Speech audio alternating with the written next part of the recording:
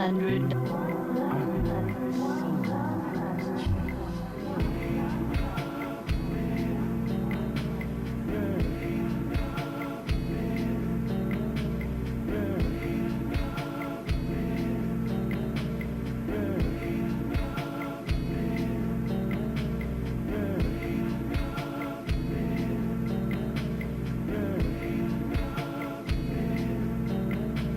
50.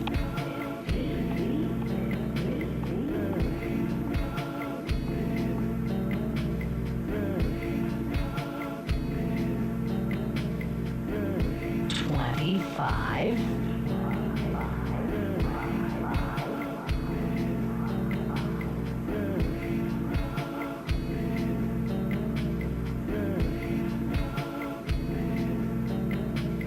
100.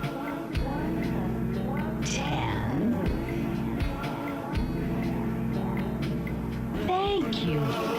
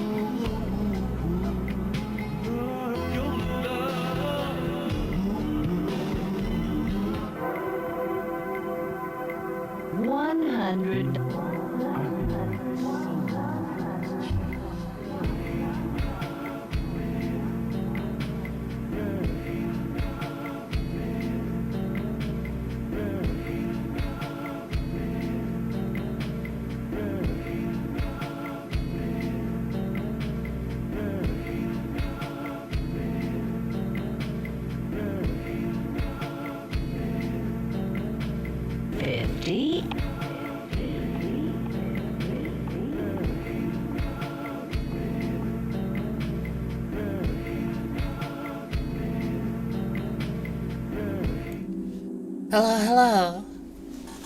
Oh, I misplaced my horn. Hold on a second. Where the fuck is my clown horn?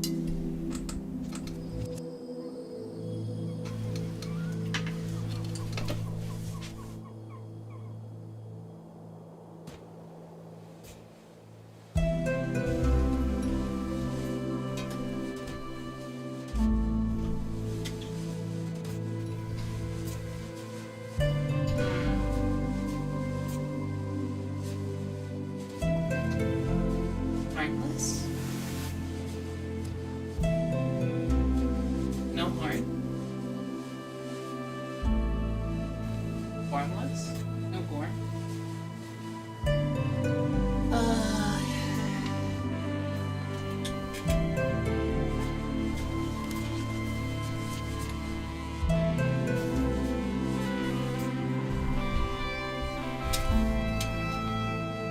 This is a cool menu theme.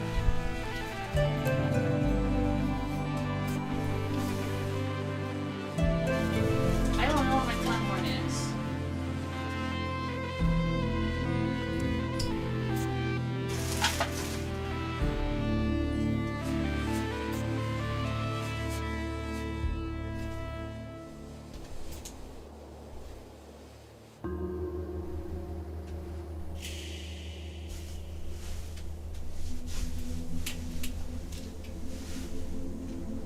It seems to be nowhere.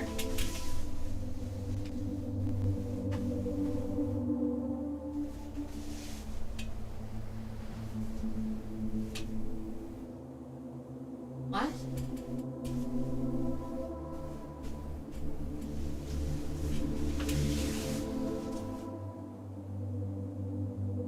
Where's my horn?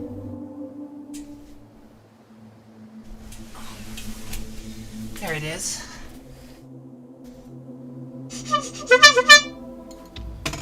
Okay.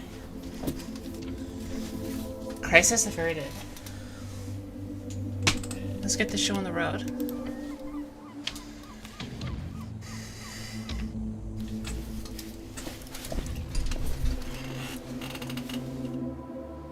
Hello. Brisky Brisket, how are you?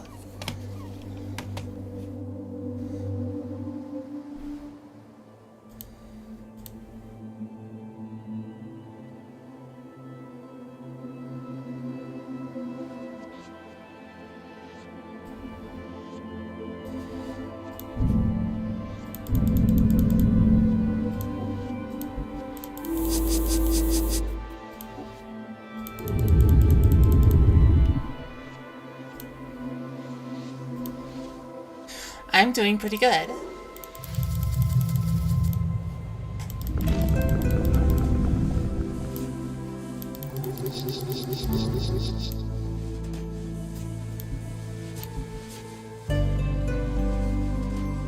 I'm starting a new game today. Okay, let's look through all the lore. Every shepherd knows it, the song. It bellows up the river. Earth lives in that sliver of land. Torna's lament, folk prayer. Strength measures your natural bodily prowess alongside a testosterone-fueled mindset. As a man, it is only proper for you to hone your figure and its capabilities. But why? The search for meaning is as vital as the struggle towards competency. Luckily, you already know your cause. To protect the innocent. To lead the weak. To sacrifice until nothing but your bones hit the pavement. To literally die. Become a zealot. Regain your honor. Set out on your divine mission. The cleric's unique take on strength. Uses. Higher strength allows you to equip extra items. Be violent and or manly and useful in encounters. Religious fervor and aesthetic nationalism. Increased manhood.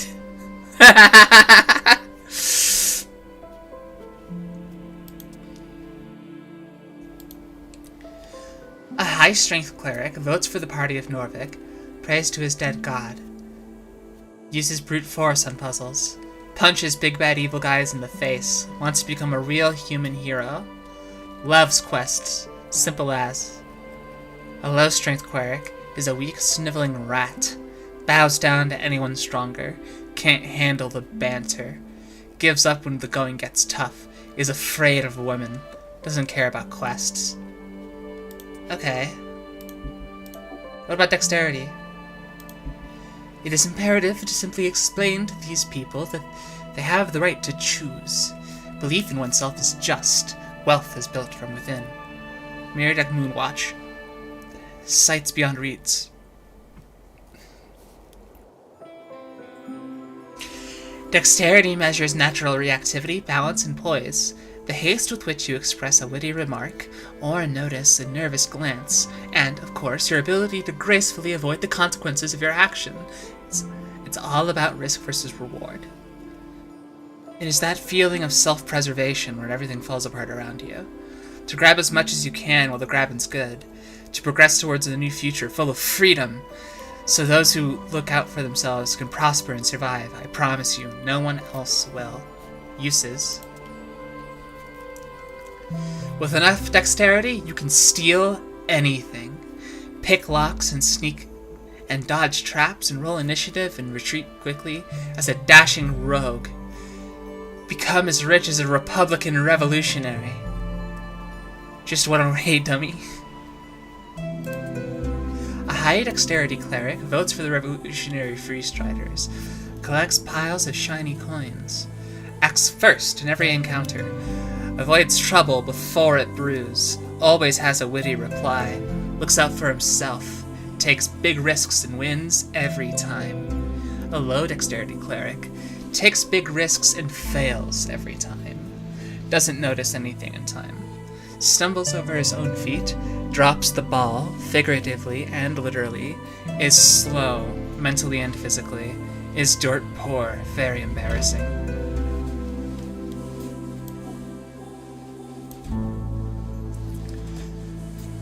Constitution. Always listen to your hungry stomach, the hedonist's a blind manifesto. Constitution measures your natural stamina, both mental and physical. It's how much you can take before going down. The world is harsh and unforgiving. It will beat you to a pulp with words and sticks. So listen to your gut, the instinct that kicks in when you're standing at the pit. It is the voice that speaks nothing but bodily truth. Every choice you make, every emotion you accumulate, can be traced back to that lower half of that stomach of yours. Follow it. Regain the mortality of fleshly logic. Simple, easy, truthful. Constitution is needed for hit points. Control your body and its esoteric connection. Your political party polled 2% last week and you don't care. Pain is good for you. A high constitution cleric keeps forgetting there's an election, focuses on the good things in life, is tougher than entropy, keeps his neuroticism in check, talks with the spirits in the walls, listens to his gut, is already dead. A low constitution cleric will die, panics over everything, listens to his gut and is wrong, has no control over his bodily functions, can't handle the pain, has no special connection with the walls. Intelligence. A glorious design. Let those who learn lead, through the merit of ability and let nothing else. Lord Filius Prax, Autobiography Prax. Intelligence measures your ability to recall, store, and process information. It is your logical receptacle and calculator. It is only proper for you to hone this pulsating mass within your skull, but why? Simple.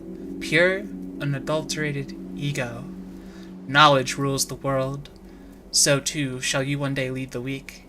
Bring your genius to the masses. If they do not bow, they do not deserve you. You know everything about the past, therefore it is only rational that you will truly know the future as well. Enlighten the ignorant masses. Higher intelligence lets you prepare more spells. Think, plan, and execute an actual plan. Complete the majocratic return. Vote for yourself. Be a genius without peers.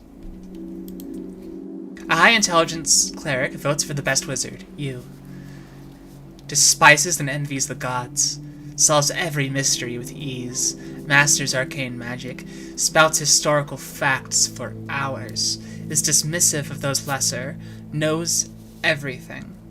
A low intelligence cleric knows nothing. Is both ignorant and confident. Oh no. Makes up tidbits to seem smart. Is barely sentient. Cannot intentionally solve mysteries. Is an idiot. Duh. Wisdom. The large crumble upon their heavy forms, the mystical falter at the crucial point, the small rise to the occasion, Halfweed's poem. Wisdom measures your awareness, intuition, and ability to understand the world around you, to feel it. You may not know why, but meeting the gaze of another grants you an empathetic bond with her wants and fears, her dreams and hopes. You can read people, good or bad, and pick up details others would easily pass by. It is your belief in the heart of all folk, to give and share what you have, to be completely and utterly selfless. It is the only true road to redemption. Gods only know how hard you try. Higher wisdom lets you empower your spells. Be kind and see the good in all folk. Egalitarian herb of the Asgalian working class. There are no big bad evil guys. A high wisdom cleric votes for the Asgalian Workers' Party, hates nothing except hierarchies, embraces his feminine side, follows his bleeding heart, masters primal magic, reads body language like a champ, notices all details.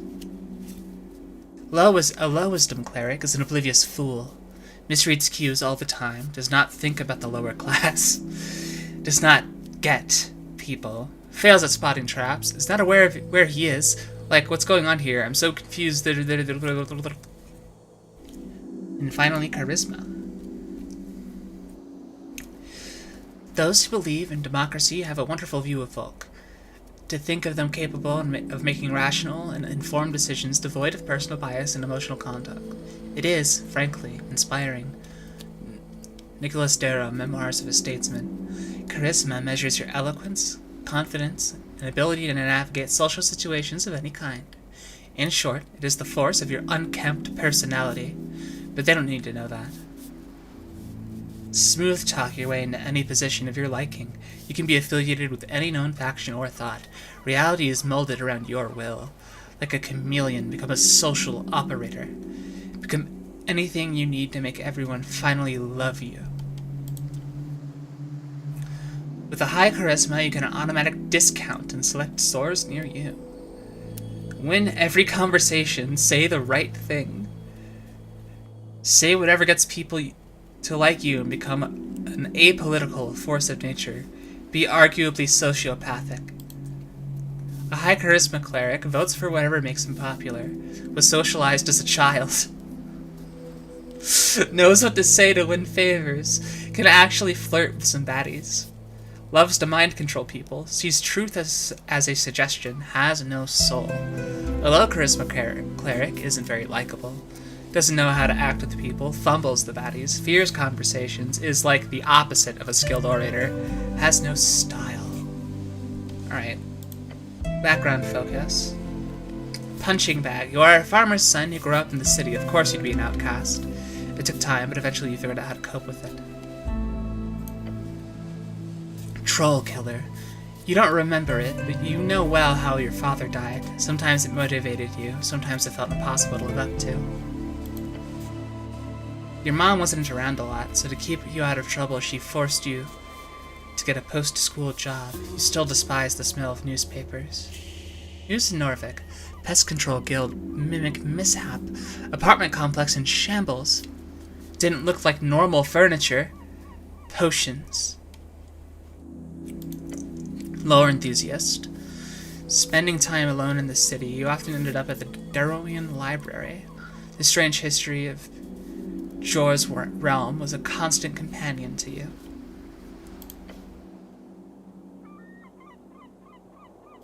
Crowd pleaser. Oh.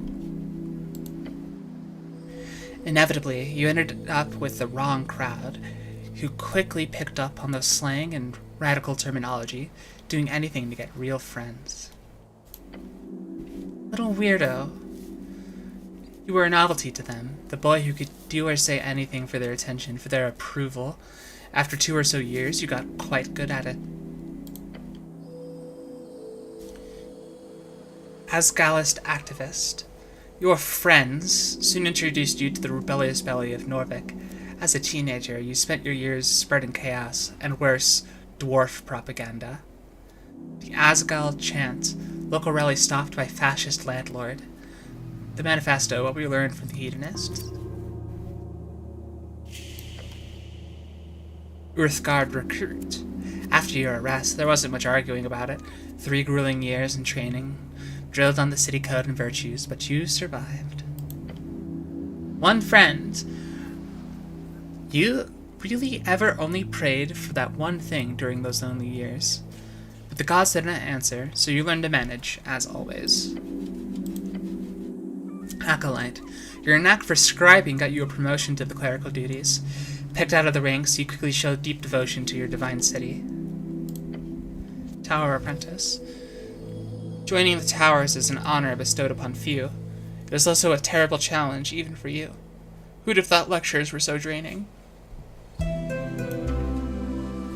Arcane prodigy. For the first time in your life, you are natural.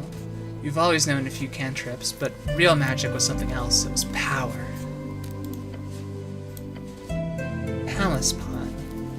As a rising talent, you often found yourself amidst the politicking of superiors, despite your best efforts. It never ended well for you. Faithful harbinger. There's something wrong. Praying to a dead god whose whispers linger in the air, slowly fading. You are isolated amongst your peers.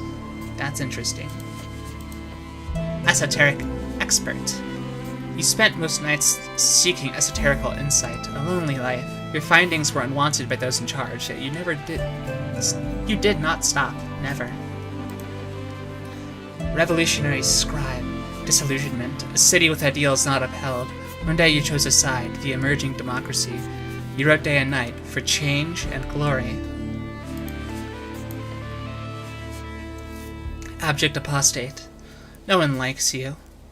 When you were demoted for dereliction, no one spoke up against it, but it's fine. You'll be fine. After all, you're used to it. Dead cleric. Growing up alone, getting into trouble, training with Uthgard, devoting yourself and your life to becoming a cleric. Was it always supposed to end in the river? And that's all of them. Okay.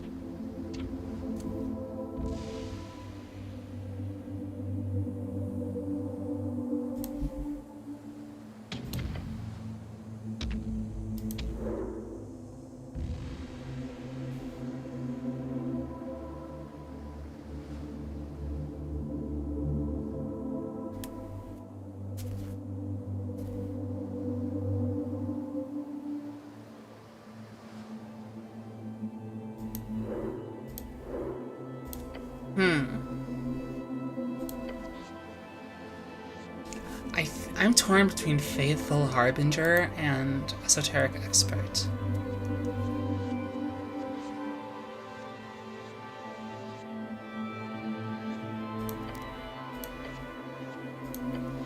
I think I like having the Wisdom bonus more.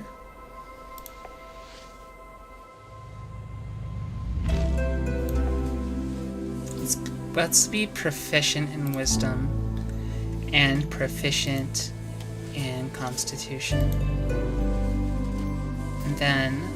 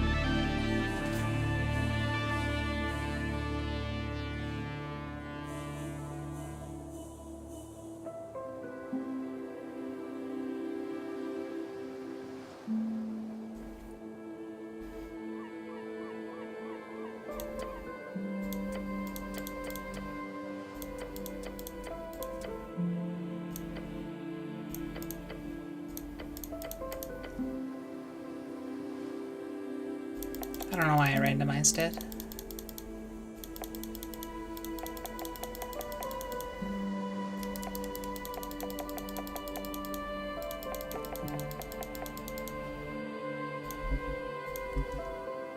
Anyway, esoteric expert, proficient in wisdom, proficient in dexterity, and then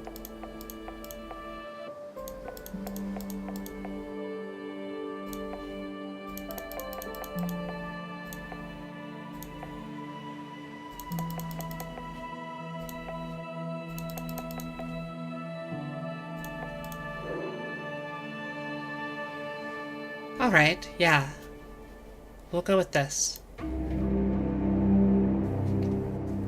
5 days until the first ever election. An explosion erupts at the heart of the city. No one wants to deal with it, so they send you.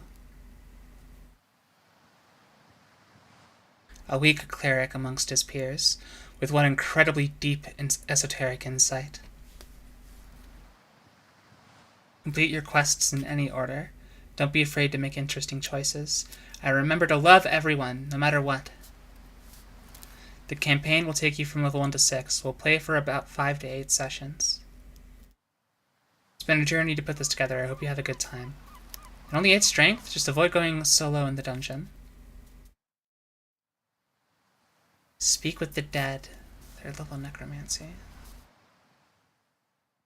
I don't think I'll have enough time to read this out loud.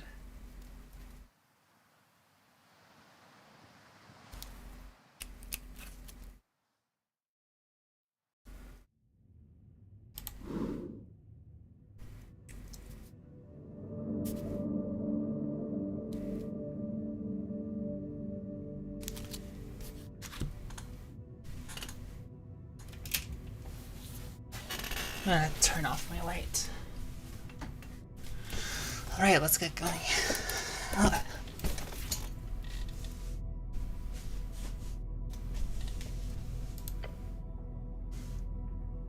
Truth and nothing else, a voice declares.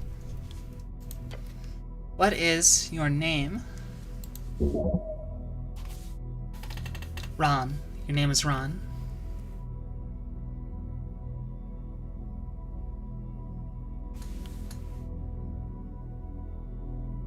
Where the hell? How did I misplace my fucking horn again? Am I insane? It just fell. Okay. I have it again.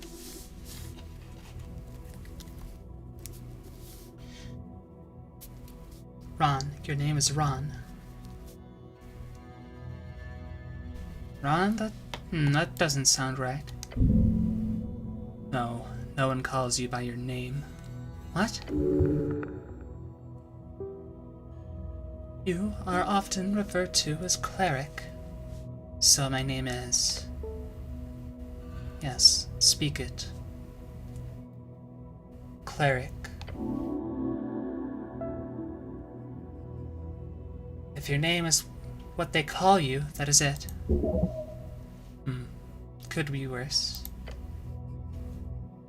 You answer. Another question from the darkness. What is your occupation? As if it matters. You are dead. Dead? How can you be dead? You're thinking, aren't you? Dead does not mean gone. What are you, a fucking poet? What's an occupation in this context? Work. Getting paid for labor. Didn't you have a job? Something really important? Your class. Tell the voice about your class. Look around. Your senses reach out into the void, a glimmer dangling far, far away. A string of existence. Class? What class am I? Lower class. You are a city cleric, nothing more. Definitely a cleric. Your true calling. You lean a little further into being a cleric. Gained 10 XP, 5 times 2, for choosing this class 2 times. It takes a little while before the next question is posed. What is your current goal? We need to find out who blew up the tea shop. And, more importantly, for what nefarious purpose? The Goblin Chieftain. She needs you. The tea shop exploded. Unfortunately, yes.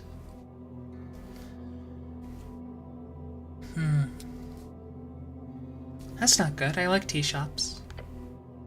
They are lovely, yes. May ruminate further on tea shops at a later date.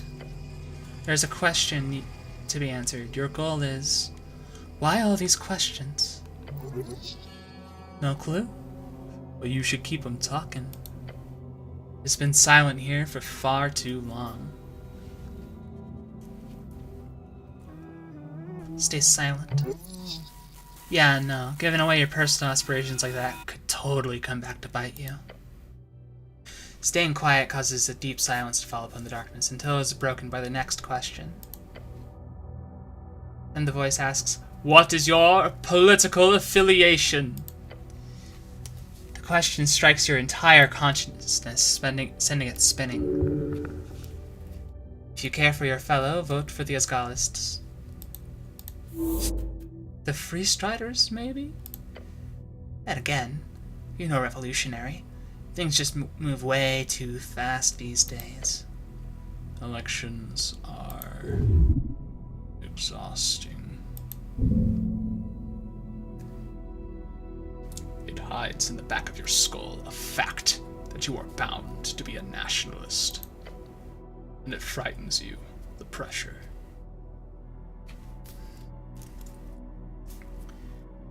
I don't know any of these words. Don't worry, it doesn't matter. Just say whatever you think will be the most useful to you. Which is, just say you're apolitical. I'm gonna go with what Wisdom said. The Asgalists. Life is a struggle to alleviate oppression. The exiles know this well. You have supported them in the past. Time to do so again. The voice is fading. This is the end. The final question.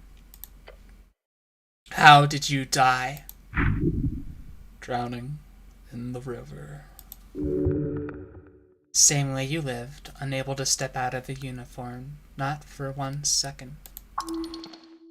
Now's your chance. Break free! I am not dead.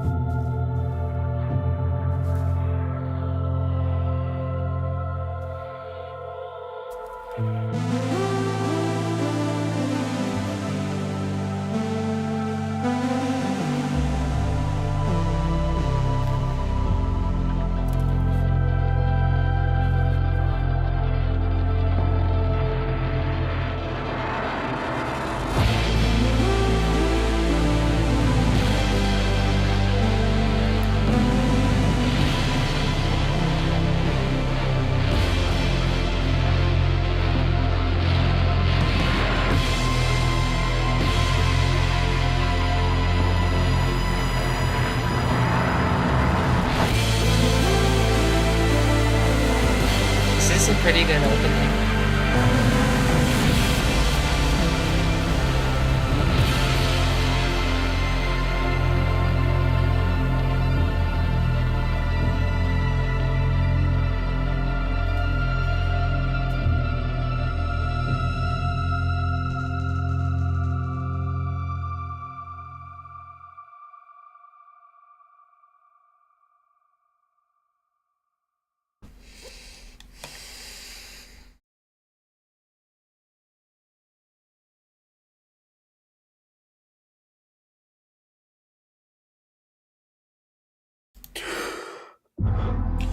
Day 1, March 22nd, 27 PE. A fresh start. Get up. Your heartbeat is loud, screaming. Your body aches. It's stiff as if you've slept for days. Ready for the quest to continue. Look around you. A circular stone chamber, a storage for apples and corpses. Those piles of apples. Is this Tolstad? Check your stuff. What stuff? Your hands dart around your pouch and uniform. Panic.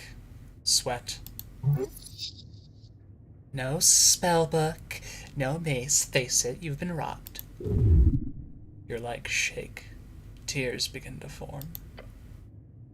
Deep breaths. Your belongings are surely here, somewhere. Wait, what's this about a quest? Oh yes, a quest! Interact with the highlighted words to receive glossary entity. Earth be blessed. Earth, your god.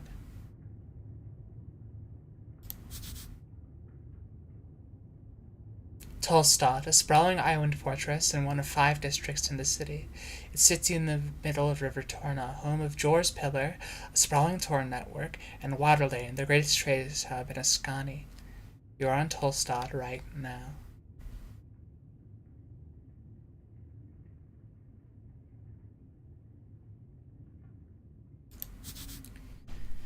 Waterlane, the largest trade port in Norvik, located in a massive tunnel piercing the center of Tolstad. It is the so-called marvel of dwarven engineering, and it's the reason so many people commute to Tolstad over the many bridges, considered as one of the great crafted wonders of the world. Norvik, the central city of Ascani, and last bastion of humanity, and was founded upon the end of the Reconquest in 468 AE, exactly 70 years ago. Ascon, one of the 8 bands along the coast. It is a cold, mountainous realm. It is your home. It is also referred to as Ascani.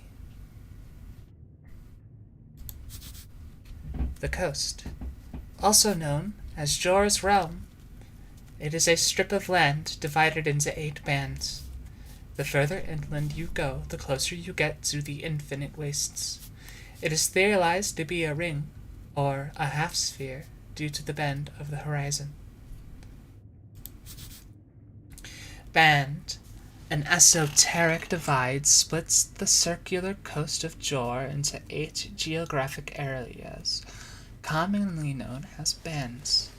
Each band has unique esoteric and natural traits, and stretches from the coast to the infinite wastes.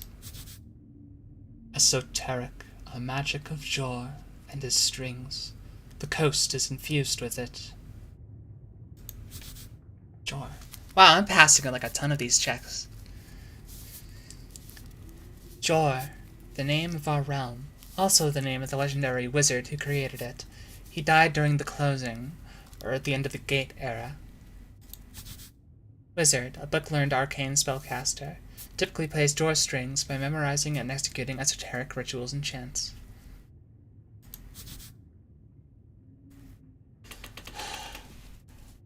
Arcane, one of the 3 pillars of magic. It is represented by the forces that make up all esoteric events. Those who play Jor strings tap into these powers, programming the laws of existence around their whims. Jor strings, the ley lines of esoteric power that hold the realm together. Do I remember everything? Yes, everything is off, but your memory is intact. Your quest was given yesterday, remember, the tea shop. The tea shop. Yep, the tea shop that blew up. Easy job, you'll be done in a day or 2. Just a job? Ah, so I've done this before. Maybe not this particular type of job. Your previous experience lies more in some basic Earth Guard militia service, as well as a few years at the Towers. The Towers. The home base of the Order of Arcane Clerics of Norvik, also known as the Ocean. Cleric. A servant of God, deeply devoted and spiritually connected. Typically a divine spellcaster given power through their deity. Divine, one of the three pillars of magic. It is represented by the sacred, the faith of all folk, their souls, and is granted by gods who once walked among us. Rogue sorcery was not your main subject, but yes, you read a lot about these types of fiery events. They are not too common these days. However, this incident does not appear overly complex. Wait, how much time do I have? Until the election, duh.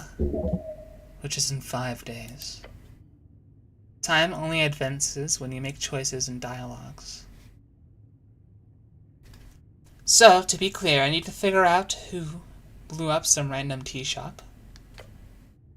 More or less. But you've got like 5 days to do it, so no stress. There's that feeling again. The feeling you're about to enter a path from which there is no way back. No way back? That doesn't sound too good. Good or bad, you won't know until you've reached the end. That's very ominous. You feel dizzy. The weight of the Earthguard uniform. A dull pain takes hold. Your body aches, its contents rotting. You must consume an apple. Now. Your mind forms a trail from one cross to another. You know not why you stand among these apples, but you know everything else has gone wrong in your life. You must dig deep out of this dig yourself out of this trench with kindness and an ever-brightening love for folk. If your stats are high or low enough, chimes will appear in your mind. They will suggest, inform, and offer unique paths. Trust them at your own risk. I'm so very confused. One step at a time. Get going.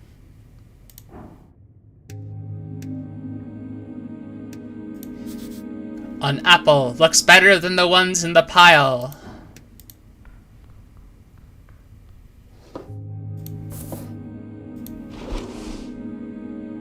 An apple grown on Tolstad. The colors ripple across the surface. Consuming it will save your soul.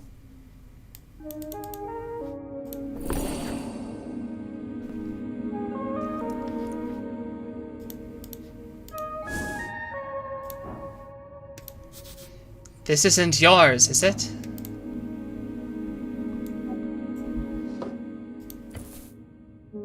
Cloak. The cloak is sprawled upon the iron slab. As you grab it, you immediately feel the dampness spreading into your gloves. Oh. It is light blue and tattered, and it was once yours. Please don't. This thing is disgusting. Weigh it in your hands. It is heavy. Wring out the water. The filthy liquid falls to the floor of the stony chamber. It smells of salt water. It is still quite wet. Should I wear this? No? Of course you should wear it. A hood is the perfect tool for any decent rogue and or ne'er-do-well. So what if it's a little damp? You have to wear it. But I'm not a rogue? Sorry, the word I am not a rogue is not in your vocabulary, actually. Please rephrase. That's not one word, though. So pedantic. So unrefined. Shut up. You reach for your fancy red pouch of holding.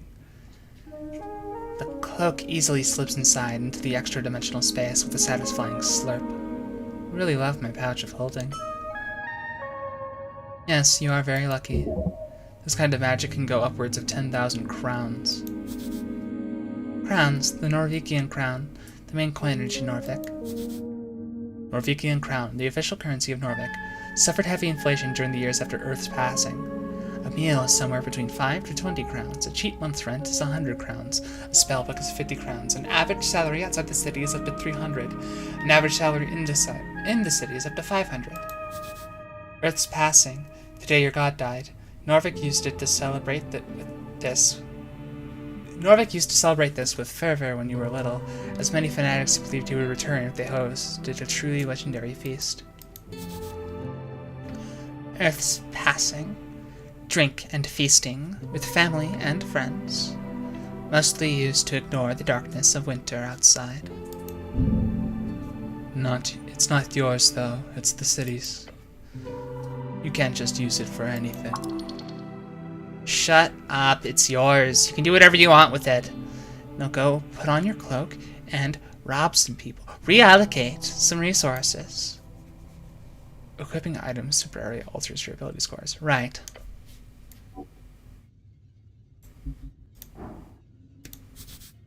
A vase of leaves. Smells lovely. It's a corpse under a blanket.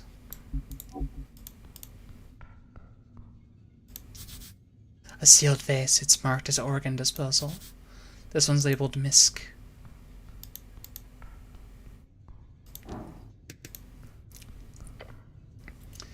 You stare at a blue rag that's draped over the outline of someone. Check under the rack. Underneath you find the cold corpse of a human. Human, tall and beautiful like yourself, known as the pest of the coast by those who are less inclined to reproduce like rabbits. Thinning blonde hair, unkempt facial hair. The DC difficulty class of a dice check is determined by how challenging that roll will be for you. If you select a dice choice, you then roll a 20-sided die. If you get the same or higher as the DC, then you succeed at the roll. I'm good with corpses, right? What do you mean? Like I've been trained to handle them, right? You know exactly what you're doing. Formal training is for people without true talent. Got it. I'm a master of corpsecraft. Indeed. Minus 2 DC. You believe in your non-existent abilities.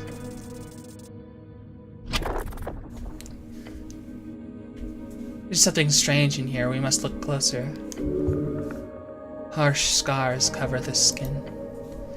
Signs of either being a hard worker or careless worker under his skin.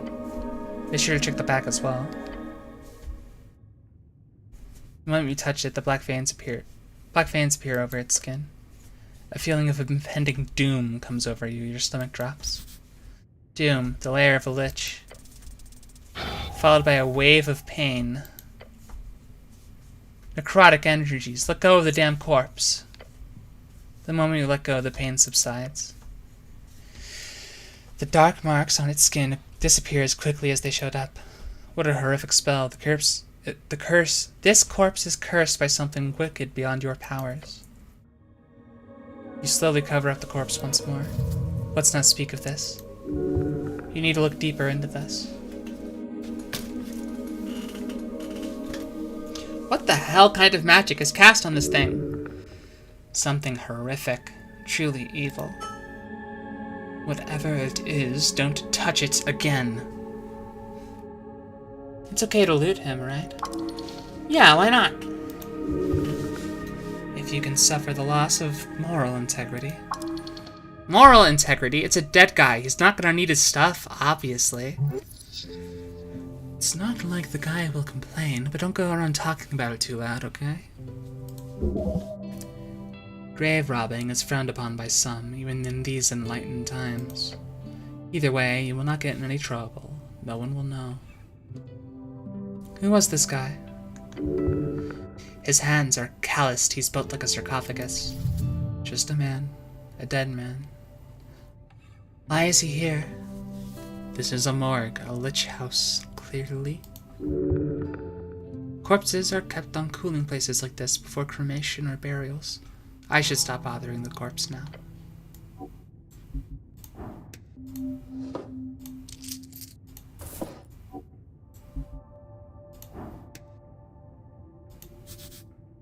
a corpse under a blanket.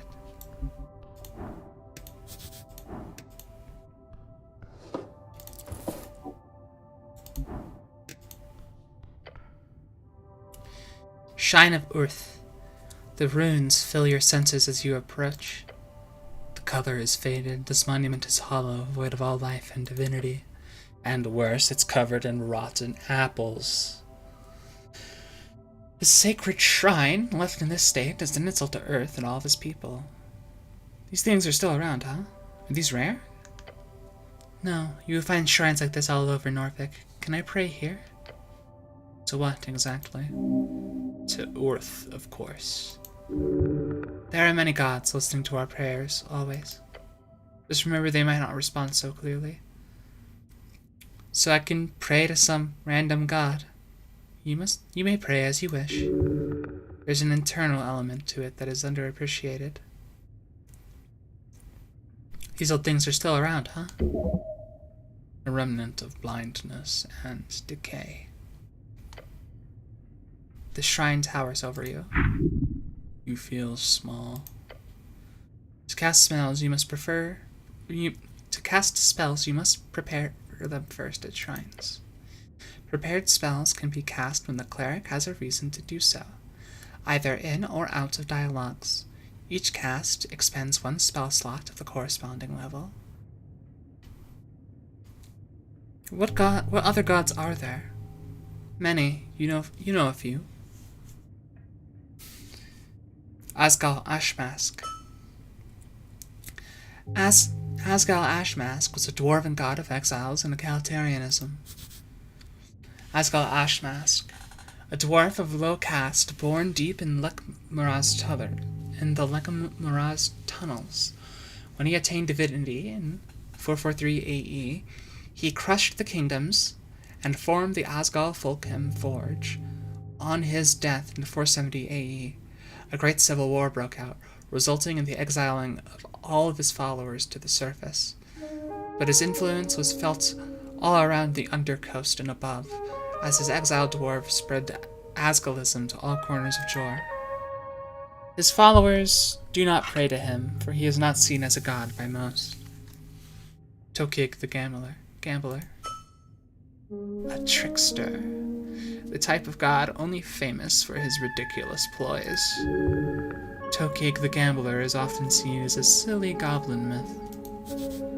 Tokig the Gambler, a trickster goblin who united the tribes of Vascani during the Divine Era, most famous for cutting off his right hand to fulfill a prophecy. In truth, there are a few goblins who still worship him after the conquest. Praying to Tokig would, if you for some reason would get a response, only result in the exact opposite of whatever you wanted. Urth, father of Norvik. You've devoted your life to follow in his footsteps. I'm done. So you are. Pray. Staring at the chiseled monument, you focus your mind. You take a deep breath and begin your prayer. And tranquility. Contemplate the tea shop. You let your mind go through the basics of what you know. The tea shop was destroyed in the middle of the day. Minor injuries were reported. Your goal is to enter the tea shop and investigate it properly. That's it. Contemplate the election. The first election. Your vote won't matter. Your vote will be the most important of all. As you stand, ask those around you what they will vote for, and you might find your own voice along the way. Contemplate your class. Identity is not easy. It's everything from faction to home life to street.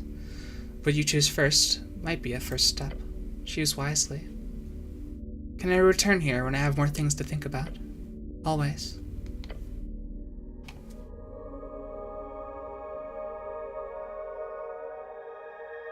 Wait, can't I heal here through a divine assurance or something? Not precisely. The gods do not usually grant divine interventions for minor injuries. Do you think they care? If you want healing, you have to do it yourself. Yes, with the power channeled through Earth? Yes. Come on, is it really channeled? The guy's dead, fated, gone. You're most likely to You're most likely simply handling some esoteric leftovers smudged on the strings. Attempt a prayer of healing.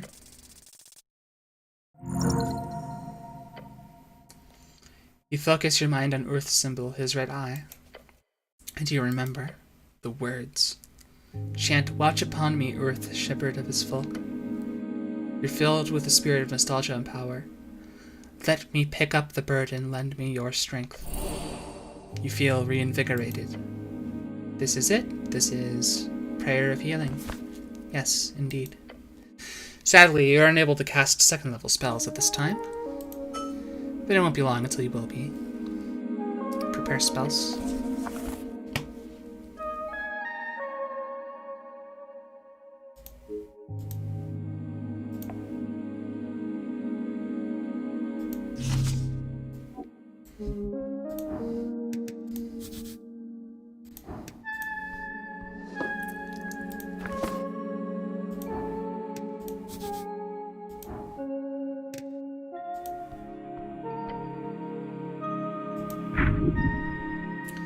Apples are good for you.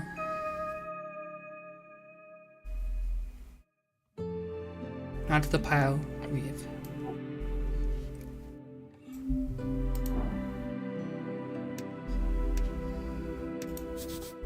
A very important piece of paper.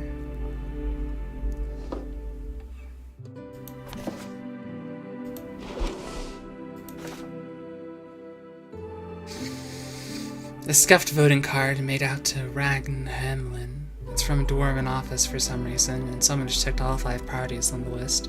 You need to bring this to a polling place on election day if your voice is to be heard.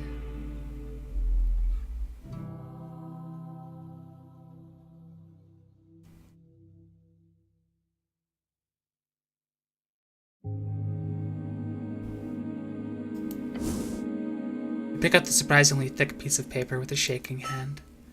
The card is slightly torn and has clearly been drenched at some point. Well, at the top it says Roast Court in big bold lettering.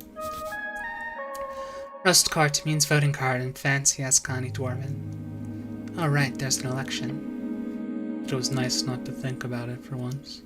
We've never had one of these before. Neat. Very neat. Finally, your voice will be heard. How does this thing work?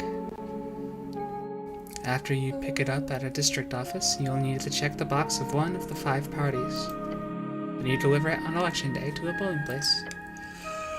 Although in your case, you need to write the name of the party you want in the corner along with the signature, since you filled out every box, like an idiot. This is your one vote. You should indeed take care of it. Look at the list of parties. Nationalist Party of Norvik. Party of Norvik, Inheritors of Earth's Will. A theocratic organization founded to uphold the old ways, headed by magistrates and 20-something noble families. Magistrate, 5 rulers of the 5 districts. They are the Coin Lord, Home Lord, Shield Lord, Food Lord, and Law Lord. Each has a unique role in the city's bureaucracy. Sometimes the titles switch between districts, but generally the housing districts holds the Home Lord, and the Palace holds the Law Lord. The Palace, an unofficial nickname for the current rulers of Norvik, named after the Palace District in which most central authority resides. The Palace District, one of 5 districts in Norvik, home of aristocrats, bureaucrats, and the remnants of Earth's court. Free Strider, Revolutionary Party. Free Strider, the new way. People in the East have overthrown the old wizards and gods. For years, the revolution has slowly crept into the city. Now it's time to finally join the free cities and get rich. Free City is a collection of city-states and reeds, all united under the golden banner of free striderism. Norvik will join them one way or another. Reeds, one of 8 bands along the coast. It is a temperate land of lowland and many lakes, commonly seen as the homeland of humans. Large portions are still cursed, holding entire undead cities, eternally burning valleys, and floating mountains. Asgalist, Workers' Party. Asgalist, the workers who built this city want to rule it. Seems only just. Their vision is of a fair and even society where those who live underneath rise up to show their worth. After all, why can't we share? Agrarian, rural party. Agrarian. Those who live off the earth, simple farmers, people of the land, the common clay of Ascani fields. Their political movement has mostly been swallowed by the Asgalists. Arcanist, party of magic. Arcanist, the Majocrats who ruled pre-Coast War human civilizations in Old Diminor. Also a very minor political party in Norvik. Old Diminor, a term for Diminor, often used to refer to the land before it was renamed Reeds during the end of the Coast War capitulation agreements. Some say it with sarcasm, some say it with pride, some say it with fear. Coast War, the Great War, a conflict between the Arcanists of Reeds as well as every other nation connected with them across the coast. A horrible waste of human lives, which claimed millions of lives. There was no honor in this fighting, that you know. And finally, the last box doesn't say anything. This is where you can put an empty. This is where you can input whatever you want, or just leave it empty for a no vote. Coast War, a near-century-spanning conflict between every great nation of the Arcane era. Scholars estimate it claimed more than half the entire human population. Damn. It's said to have begun in 398 AE by the inciting spark of the assassination of Priestess Elona, and it generally agreed to have concluded with the fall of Thazin in 41 AE, 57 years ago. Arcane Era, the fourth out of 5 eras, when the Arcanists rose and dominated the entire coast, only to fall when the Coast War crumbled their empires to dust. Era. Modern scholars divide history on Jor into 5 eras. They use canonically important events as starting points for these eras. Although this was easier when the Arcanists of Old Diminor still had a common consensus, not everyone agrees when the so-called post-war era even began, let alone what it should be called. Post-war era, the current era, has lasted 27 years. The name was chosen in Reeds. The name is subject to change. The box next to each party is filled with a smudge check mark, including the last empty one. Are these all the parties? No. There are about a dozen other large parties in Norvik. Most have been subsumed over the last few years, such as the Civic League of Progressives, the Torch Union, the Order of the Scales, Hedonist Party, and the various guild parties. The Agrarians and Arcanists are the only ones who have not joined a larger party or fallen aside. Good to know.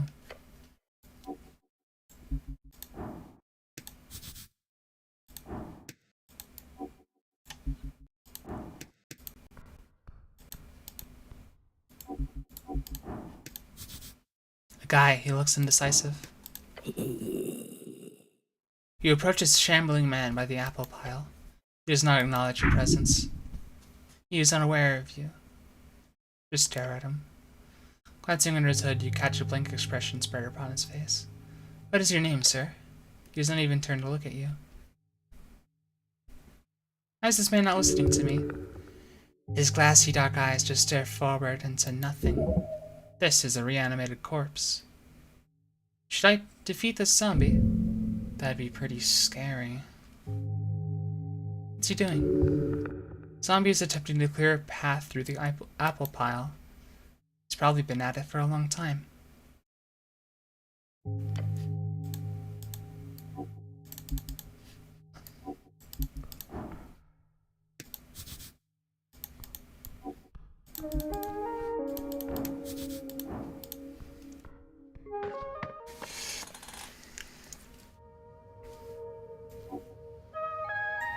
Fieskin's Lair, Upper Tolstad.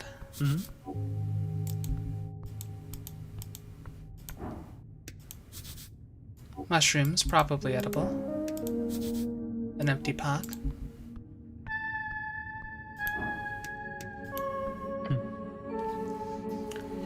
Fieskin, local mortician. The pale man sits hunched over a stack of forms, busy at work, his pencil slowly filling out one line after line. On the top paper, you see an icon of a serpentine drake. That's simple. It's on a lot of official documents of the city. That is the Great Perch of Norvik. Great Perch, the drake-like sea creature found along the River Torna. Earth was known to tame these creatures, and eventually the Great Perch became the symbol of this great city. Up and about, are we? Wonderful. Death. This is death. I am Viskin, local entrepreneur and proprietor of this lich house. It appears you don't really belong here, but if there is anything I can do, cleric, just let me know. He smiles at you. Yet his eyes say something else, and his voice is familiar to you. Did you save my life? He puts down his pen. Your life is your own. You owe me nothing. However, I am afraid to say you've been through quite the turmoil, cleric. Tell me everything. Of course, it must be confusing. To tell you the truth, some fishermen brought you here last night. They'd caught you in their net, took you as a corpse. Not that I can blame them, you weren't exactly in prime condition. Prime condition? You're always in your prime condition. Fair. How did I end up in a river? I'm afraid I don't have much to tell. Perhaps you fell off one of the bridges to Tolstad. There are 7 bridges over River Torna connecting Tolstad to the rest of the city.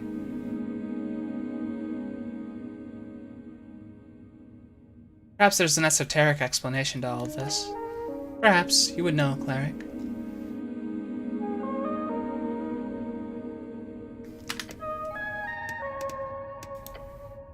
I can't save.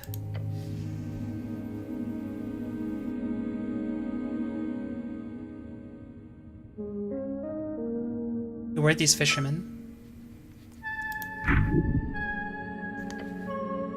Where can I find these fishermen?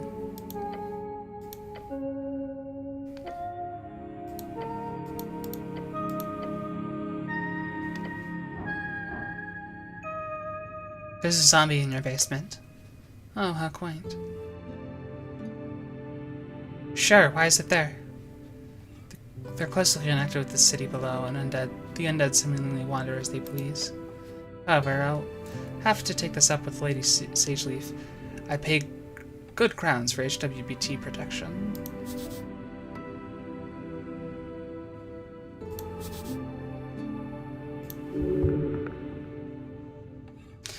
Wait, no, I don't actually believe you. What do you mean, cleric?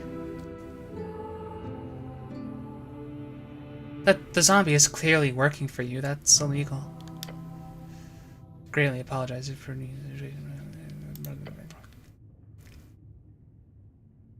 This isn't...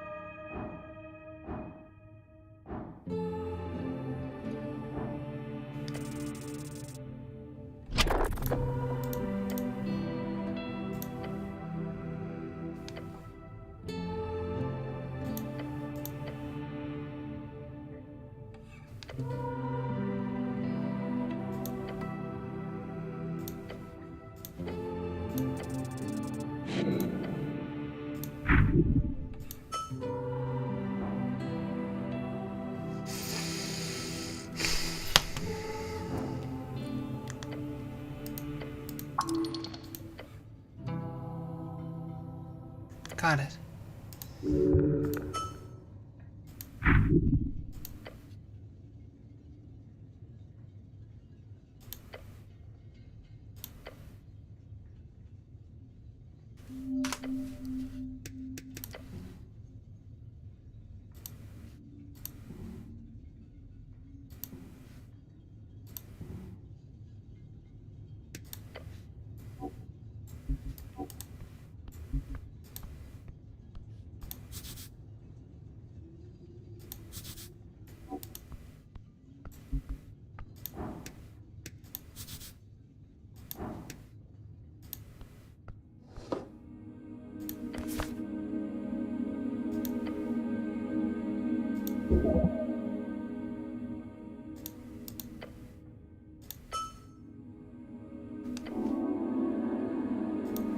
Ah.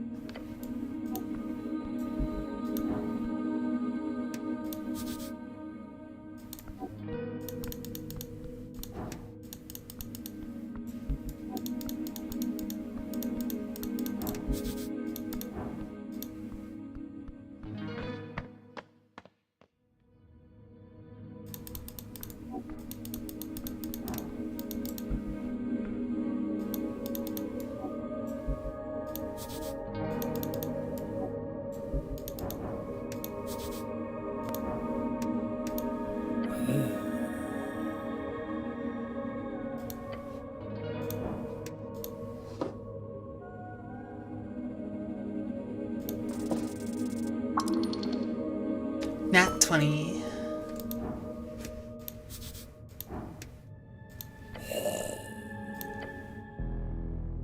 Time to attack the zombie.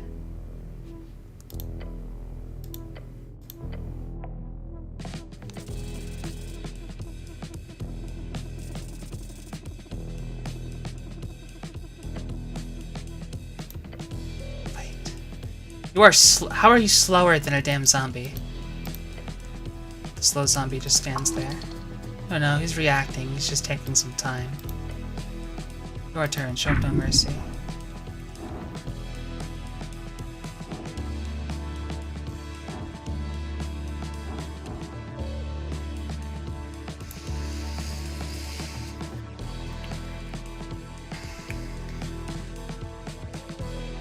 Keep your composure. Wait and see. Take a deep breath, staring at the zombie's every move. You stay put. The zombie is hostile.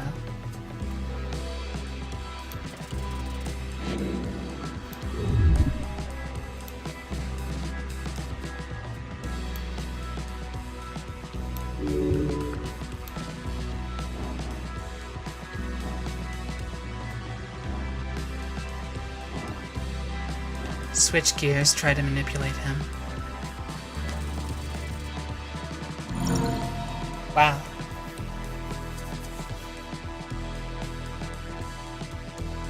I'll try giving him orders.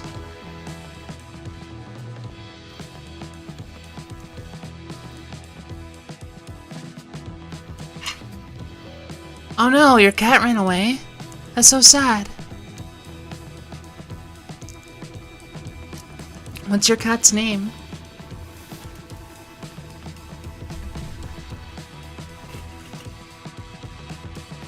Samson. I hope you find Samson soon. I hope Samson's okay.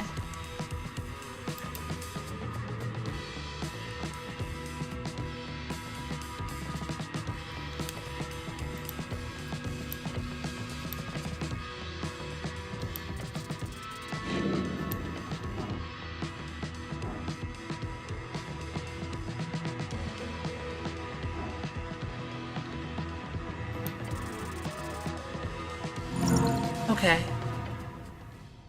Serve me, abomination. It just stares at you with the erratic movements replaced with an ominous stillness. Got its attention. Now hit it again with an order. I order you to,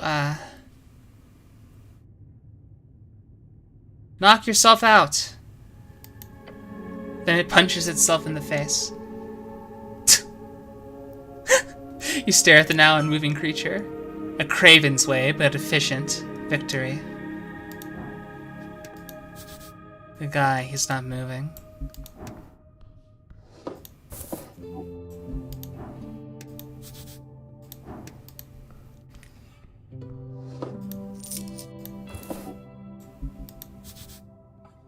Imported goods. The receiver is marked as HWBT.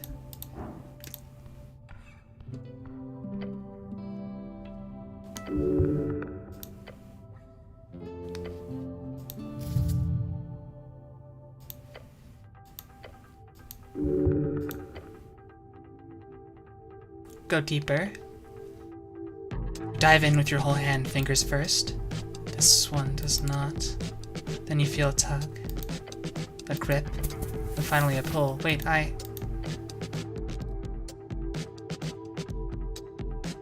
Your shoulder is almost pulled out of its socket as you manage to keep it from engulfing most of your arm, but in the process, the sand grabs onto the front of your helmet.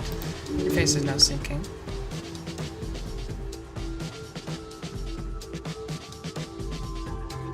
Fight it.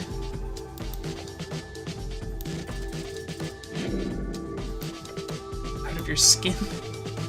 As you keep pushing, you realize you can get out at this point. However,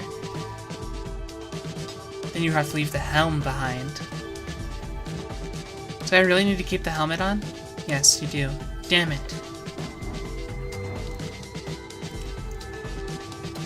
What's going on?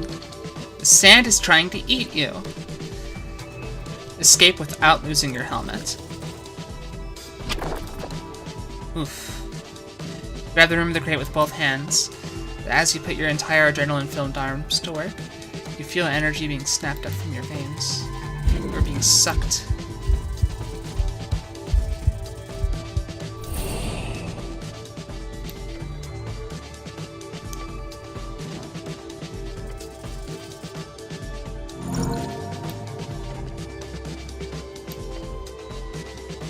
I will not die in this crate.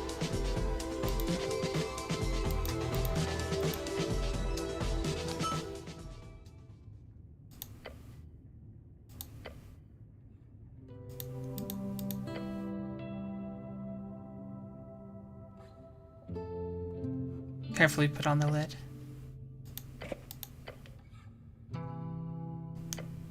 Done a great service to the community.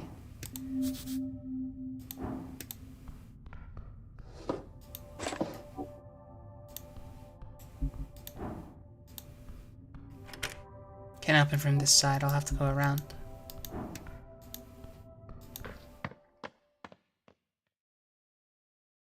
But that was clearly like an open doorway.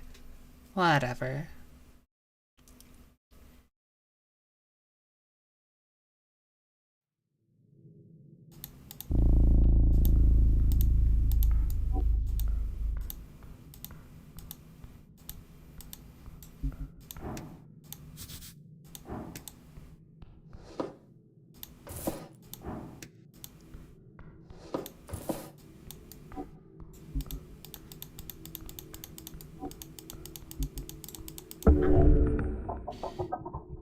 Taking a step forward, you touch a thin cord.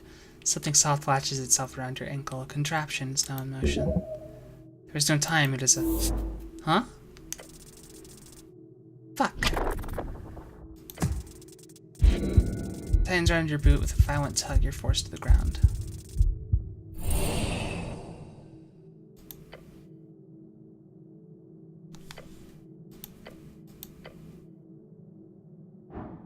Oh, jeez. Seems like I'm in a bit of a pickle. You don't say. How long can I hang like this? Not long. Your skull is pooling. Within minutes, you'll lose control of your mind. Look up at the rope.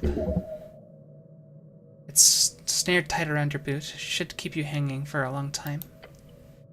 You see how it's connected to a series of pythons wedged below the side of the stone walkway. Next to you is a hanging rock as it acts as a counterweight.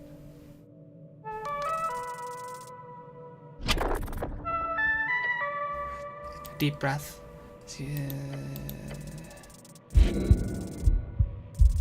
Damn.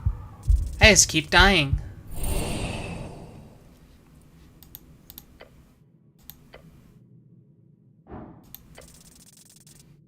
Fuck.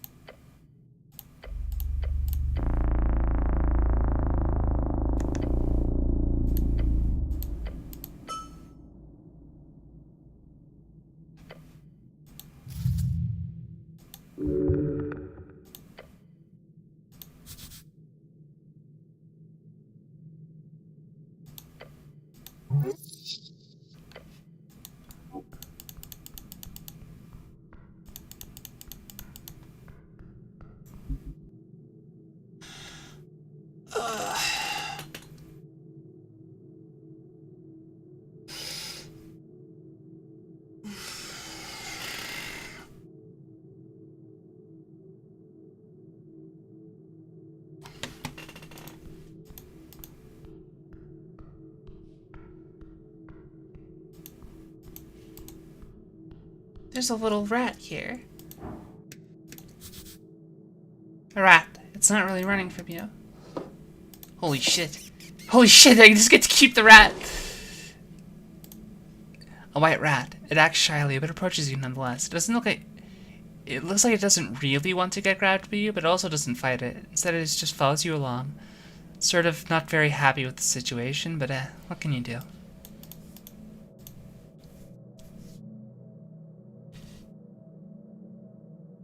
That's awesome.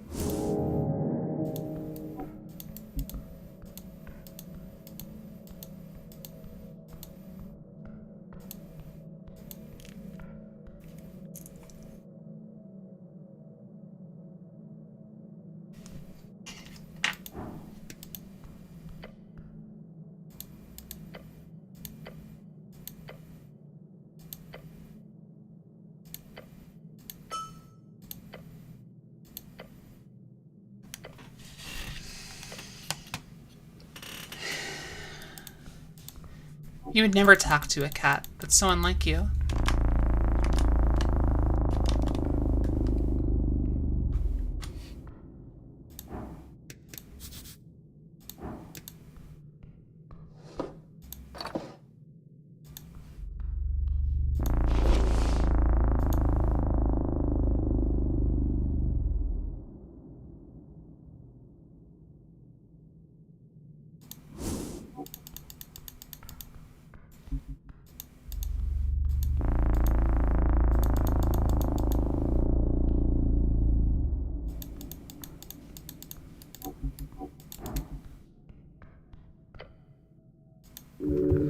Specifically the ornate skull. This is a doorway.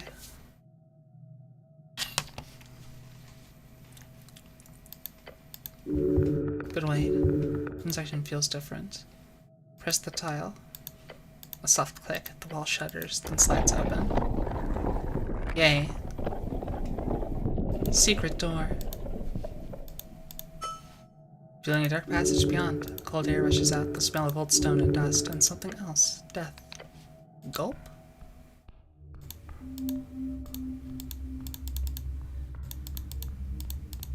Earth's first crypt, the city below the city.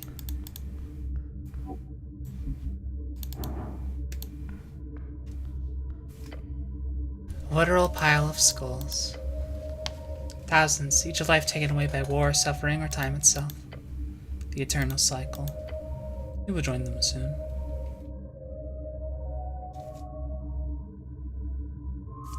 That's like normal cat behavior, I think. Any weird or insane cat behavior is normal cat behavior. Basically. So many bodies. You know well about this. This is one of the first containment crypts.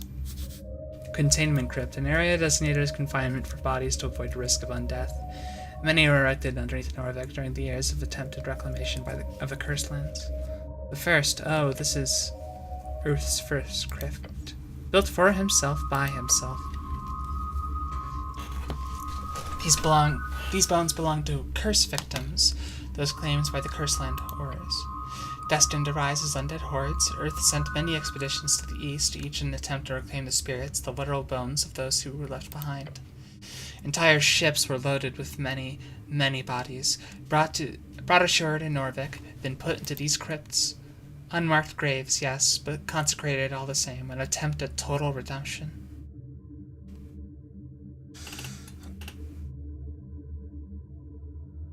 Putting them all into the city was a pretty ballsy move. It was.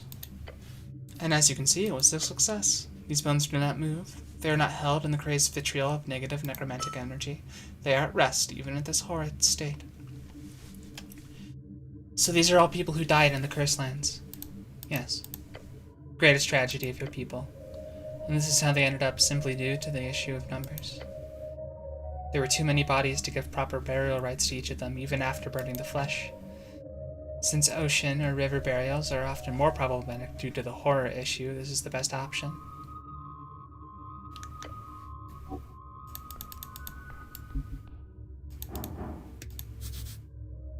A rat, it's barely moving amongst the skulls. Another rat. Oh yeah.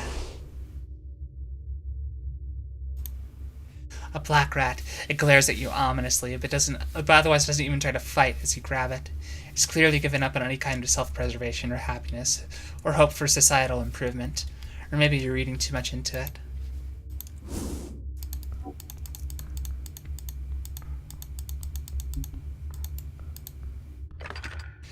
Oh fuck, I'm gonna die. Probably like twice. Roll initiative. Oh. Incoming undead. It is set on killing you. Ah!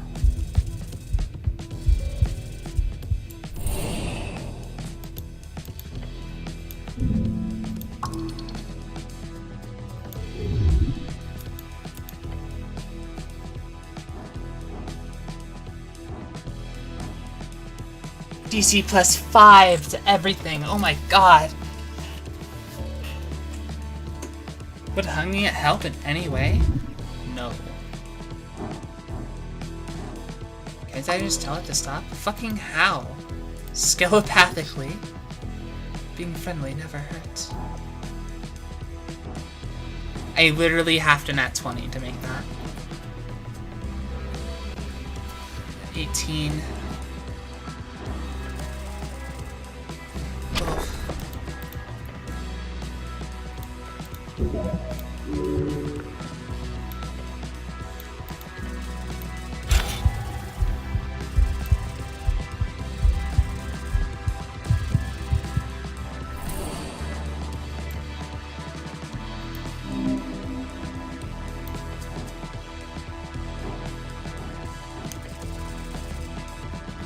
I think I die at 6 exhaustion.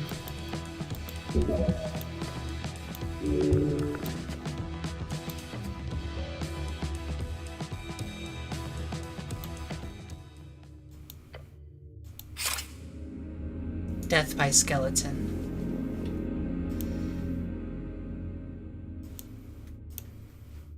Okay.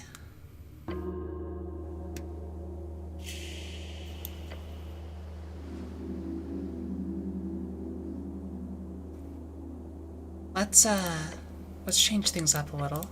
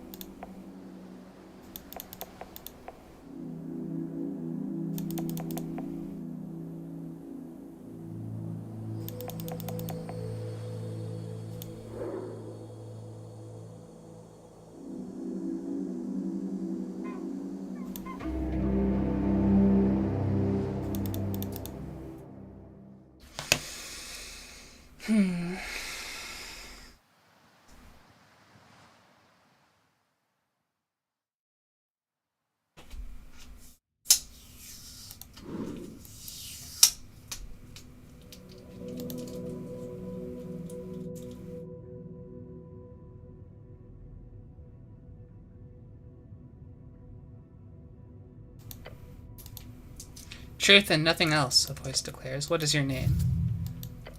Right, your name. It's one of those Norwegian names. Starts with an R.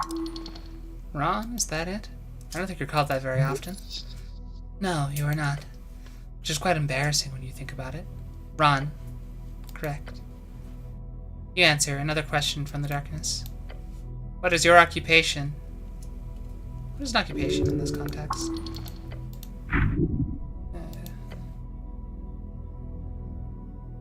Class, what class am I? Lower class. I'm awful at everything. It takes a while for the next question to be posed. What is your current goal?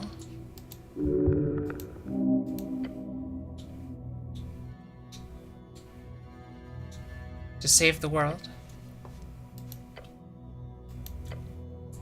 What is your political affiliation?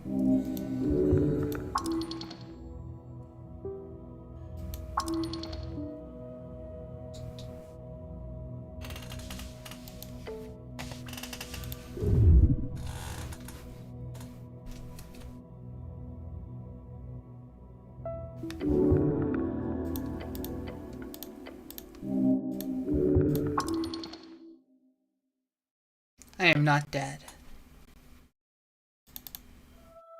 Yeah, I've already watched this before. Jeez.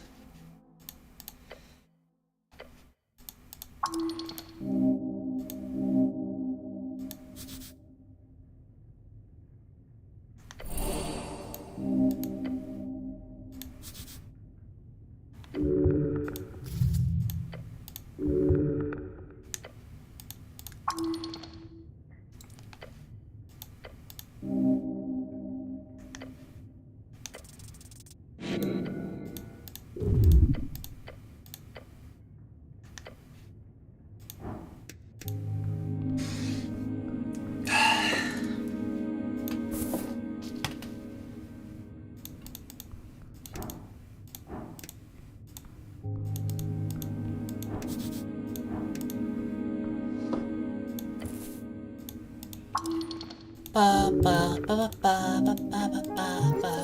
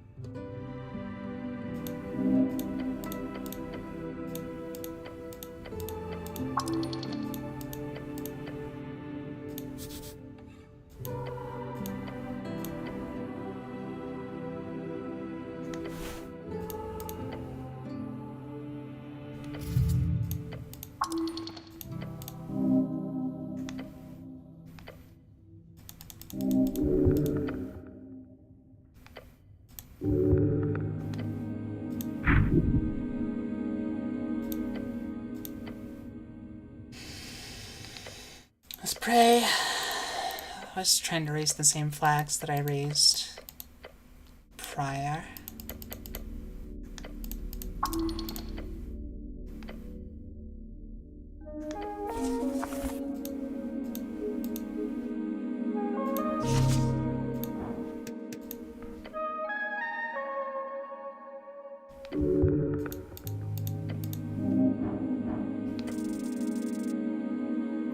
Critical success.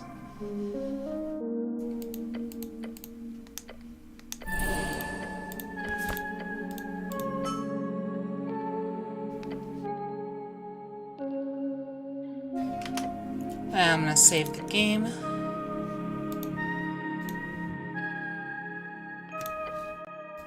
We're gonna go fight this guy.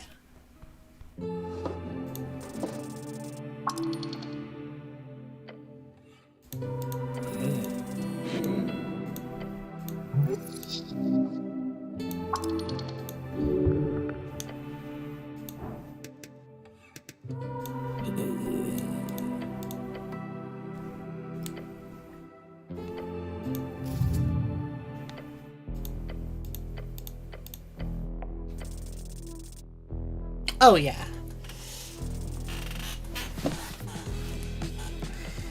Fight. Shove him.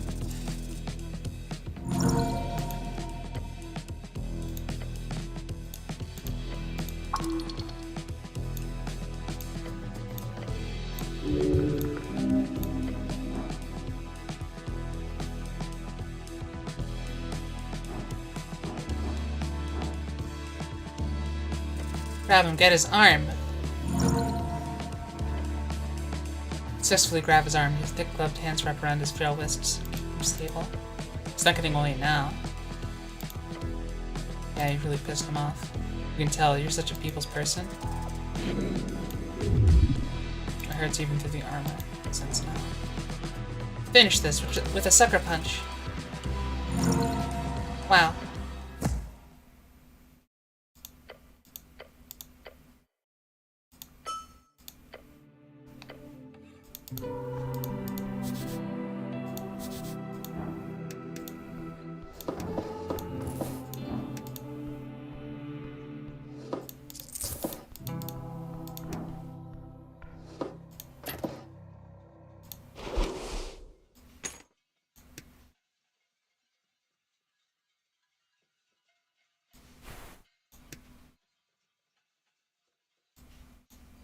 No, I will not. Bow glass, very common magic item.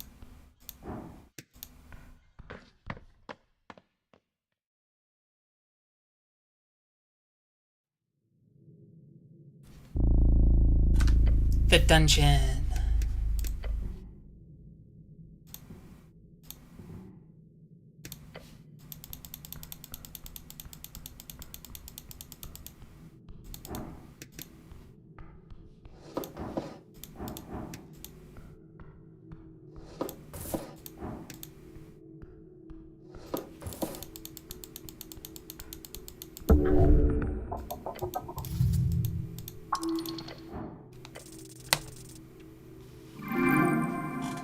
Wow.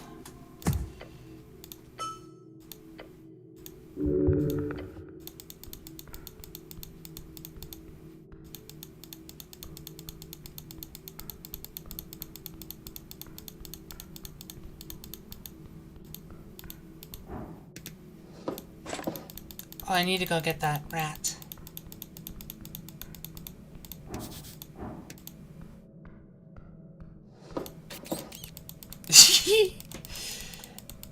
That's amazing.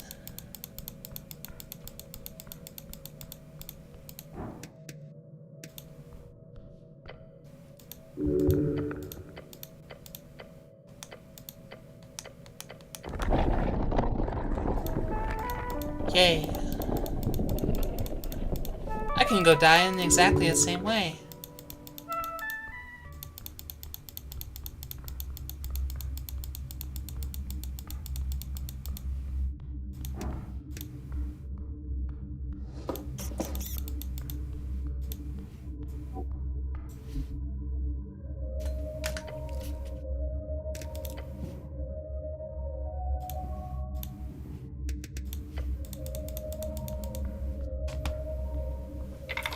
Let's get him.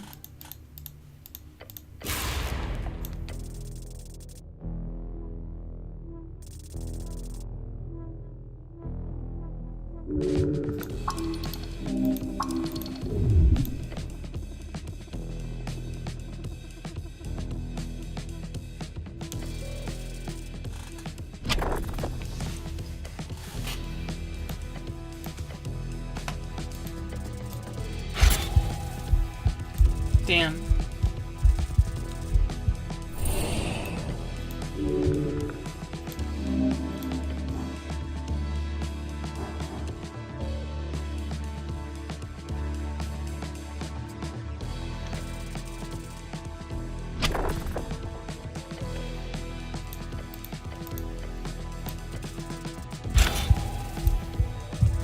It one-shots me. Maybe I shouldn't be here fighting it.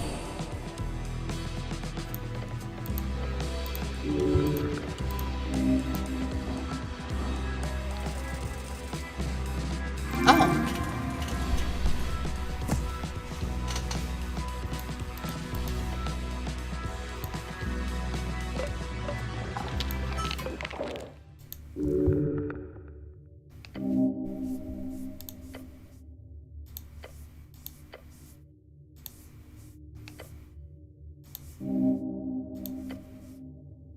Say a prayer to Earth.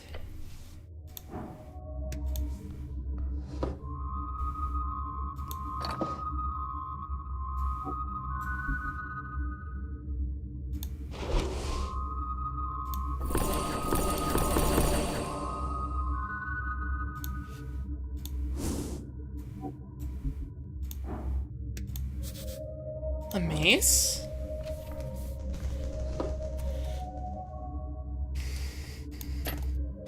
You reach for the mace. It is cold. Colder than iron permits. The metal feels wrong. Grip it hard. As your gloved hand wraps around the handle, a chill runs up your arm. Not just cold. Watch out! Nothing. Just the empty crypt. But look down at the mace. It is ornate, well crafted, yet your body seems to fail when you hold it. Something is very, very wrong with it. What, is it cursed? Did I just get cursed? No, it's there, again. Shit, look out! The figure, in the periphery, watching. Nothing. Gone. Try to put it away. You move to secure it on your back. The presence fades. Damn this. You find this lovely weapon, ready to take on the city's foulness, and you cannot wield it. The horror makes some unfleshy ghast come to haunt you. It is too great. Keep it sealed. Keep it close. The spirit watches. Gulp.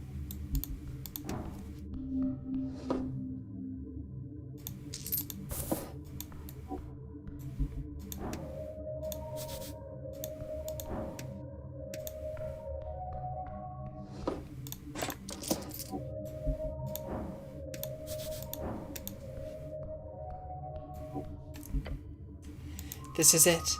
This is the first place his body was placed 27 years ago. Your lord, your master, your god, Earth. A relic of an old era, I should leave it be. God dies, the world changes. No need to cry over it. This place is still holy, consecrated. Despite this, the horrors still walk the grimy tiles. Earth's traces still linger here, as it should.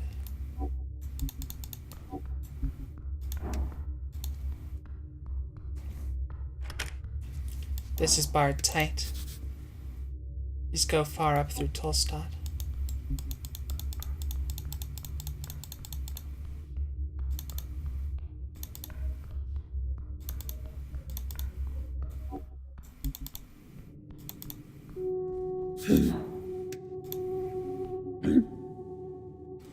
Halt, human. HWBT, the Halfway Bridge tribe, commonly called the Halfways, one of the 3 goblin tribes in Norvik and arguably the most influential, despite their small size, led by Lady Miska Sageleaf, with their headquarters in the Goblin Garden in Tolstad. A hairy beast towering over you, its face contorted into a stern and probably permanent frown. Do not pass further. This woman does not hold power over you. Do not let her stand in your way. Woman? Oh boy. Yes, this is clearly a female, a real one, capable of terror beyond your sight and sound. Why are you standing down here? She gives you a perplexed look and gestures in several directions. I'm working! Go away! I, Moongor of the Rigid and the HWBT, demands it. The bugbear places a hand on its weapon. A morning star, beware. I believe the term is flanged mace. Wait, which one has a ball on a chain? Which one was the ball on a stick? A club. Keep it simple. She will not use it.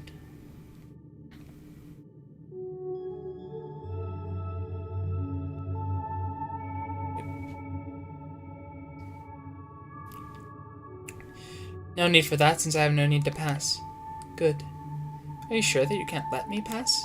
Yes. I defeated a skeleton in the crypts. You did. Oh. I am impressed. Less for us to worry about. Yes, impressed enough to let me pass? No. Darn. Whom do you serve? I work for the Halfways. I serve Lady Sageleaf. So do I need to ask her for permission if I want to pass? Yes, but if she gives you permission, if she gives you permission, I'll let you pass, but I do not think... Are you a cleric? I am the cleric, yes. I heard a cleric was sent because of the explosion. Right down here, the dragon is waiting. A what?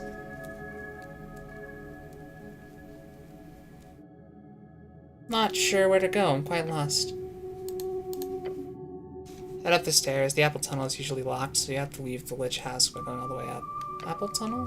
Silence. You head up the stairs, okay? After that, you head south, you go across the grass, there should be a goblin standing guard.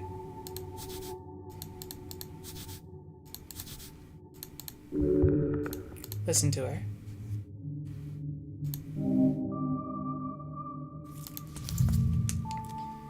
Yes, ma'am. Then go. Okay, bye.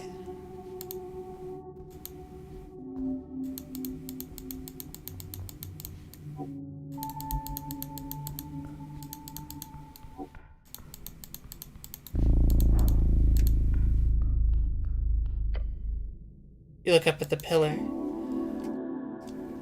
The relic rises upward, endlessly upwards. Right, this old thing. Remaining until the end. It looks a bit broken, cracked. Yes. You're certain it's indestructible, but clearly it was once not.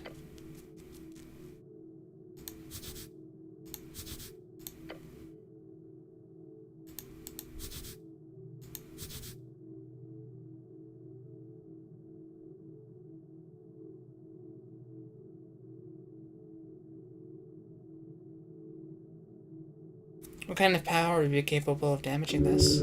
Gods. Can I make money off this thing? No way. I don't even take admission to see it, since it's such a trivial sight. It's a bit of a tourist destination, supposedly, but most people who travel the coast have seen one before. So it's not that interesting. How many of these pillars exist? 8? Something like that, one for each band. But ours is the best one, right? They're all equally useless. It's a sign of Earth's powers, so yes, this is the best one. They're seen as a status symbol by many. Like a legitimization thing. But the fact is, no one has managed to make use of them in any way, despite their esoteric nature. So the Pillars of Joy are relegated to being visual landmarks, seen from across the coast through clouds and mist for miles. So what do I do with it? I always attempt to focus on it, learn from the ancient relic. Since you're the master of esoteric things, you could probably crack the secret of the pillar.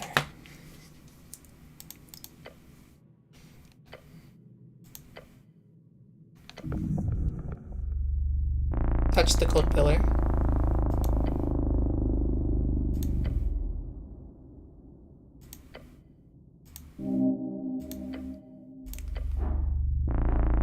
Try feeling it.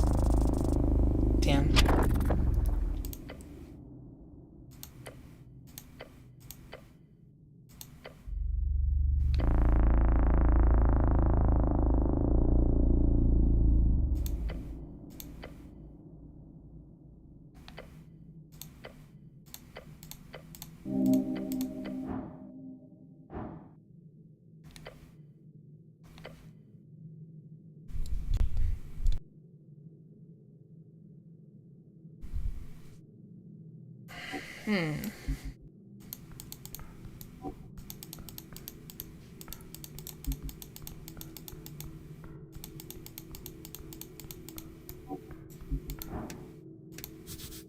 It's a long way down.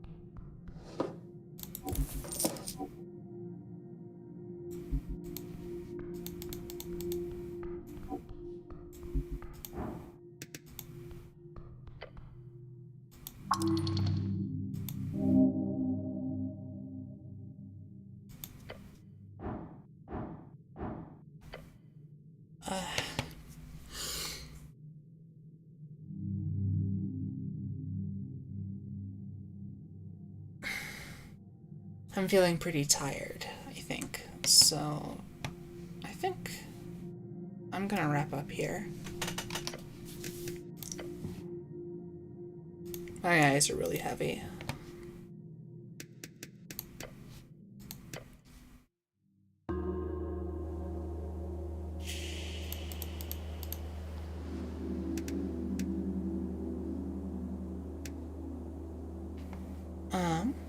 Yeah. This game's kind of interesting. I'm not as hooked as I was when I was playing Disco Elysium, but I don't know, we'll see. Um, if this game doesn't really get me the way Disco Elysium did, that's okay.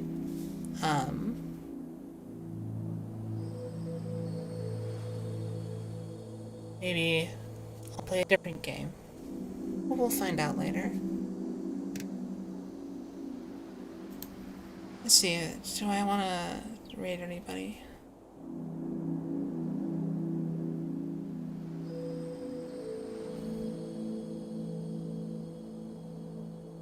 This attack sketchy.